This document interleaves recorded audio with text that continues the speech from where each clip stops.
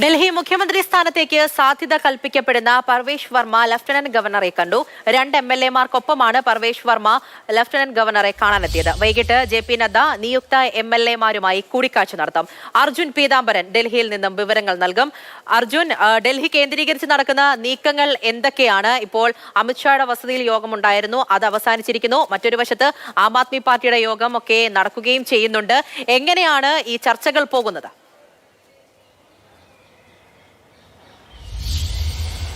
ഈ ലഫ്റ്റനന്റ് ഗവർണറെ കാണാനെത്തിയ പർവേഷ് ശർമ്മ പറയുന്നത് ഇതൊരു സൗഹൃദ സന്ദർശനം മാത്രമാണെന്നുള്ളതാണ്. പർവേഷിനൊപ്പം തന്നെ മറ്റ് 2 MLA-മാർ കൂടിയുണ്ട്. ഒന്ന് കൈലാഷ് ഗെഹ്ലോട്ടാണ്, മറ്റൊന്ന് അരവിന്ദർ സിംഗ് ലൗലിയാണ്. ആ കൂടിക്കാഴ്ച ഇപ്പോൾ പുരോഗമിച്ചുകൊണ്ടിരിക്കുന്നു. അല്പസമയത്തിനകം തന്നെ പൂർത്തിയാക്കും. ഇന്ന് വൈകിട്ടൊരു നിർണായക യോഗം, അത് BJP-യുടെ സംസ്ഥാന സമിതി യോഗം എന്ന് വേണമെങ്കിൽ പറയാം, സംസ്ഥാന നേതൃയോഗം എന്ന് വേണമെങ്കിൽ പറയാം.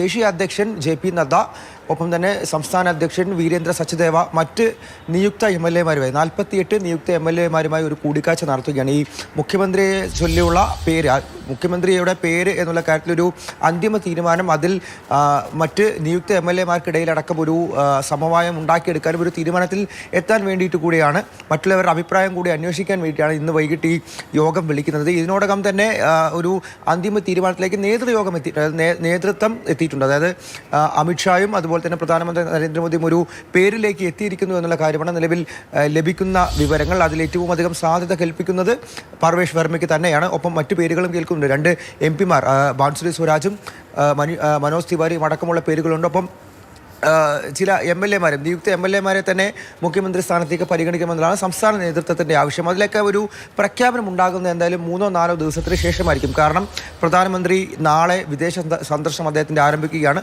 അദ്ദേഹം ഫ്രാൻസിലേക്ക് പോകും, പിന്നെ അവിടെ നിന്ന് അമേരിക്കയിലേക്ക് പോകും. ഇത് കഴിഞ്ഞ് അദ്ദേഹം തിരിച്ചെത്തിയാൽ 14-15ഓടുകൂടി തിരിച്ചെത്തും. 15-നോ അതിനുശേഷമോ ഒരു സത്യപ്രതിജ്ഞാ ചടങ്ങ് ഡൽഹിയിൽ സംഘടിപ്പിക്കാൻ വേണ്ടിയിട്ടാണ് നിലവിൽ BJP തീരുമാനം മുന്നോട്ട് പോയിക്കൊണ്ടിരിക്കുന്നത്. വളരെ വിപുലമായിട്ടുള്ളൊരു ചടങ്ങ് തന്നെ ഉണ്ടാകുമെന്നുള്ള കാര്യം പറയുന്നു. അതിന് 1-2 ദിവസം മുൻപ് മാത്രമായിരിക്കും മുഖ്യമന്ത്രി ആര് എന്നുള്ള കാര്യത്തിൽ ഒരു ഔദ്യോഗിക പ്രഖ്യാപനം ഉണ്ടാകുക, അല്ലെങ്കിൽ ആ പേര് മാധ്യമങ്ങൾക്ക് മുന്നിലേക്കും ജനങ്ങൾക്ക് മുന്നിലേക്കും എത്തുക എന്നുള്ളതാണ് നിലവിൽ നമുക്ക് ലഭിക്കുന്ന വിവരം. തീർച്ചയായും അർജുന, ആരാകും ഡൽഹി ഭരിക്കുന്നത്, ആരായിരിക്കും മുഖ്യമന്ത്രിയായി എത്തുക തുടങ്ങിയ കാര്യങ്ങൾ ഒരു ആകാംക്ഷ ഇപ്പോഴും നിലനിൽക്കുന്നുണ്ട്. ഡൽഹിയിൽ ചർച്ചകളൊക്കെ തകൃതിയായി പുരോഗമിക്കുകയാണ്. അർജുൻ പീതാംബരനാണ് വിവരങ്ങൾ നൽകിയത്.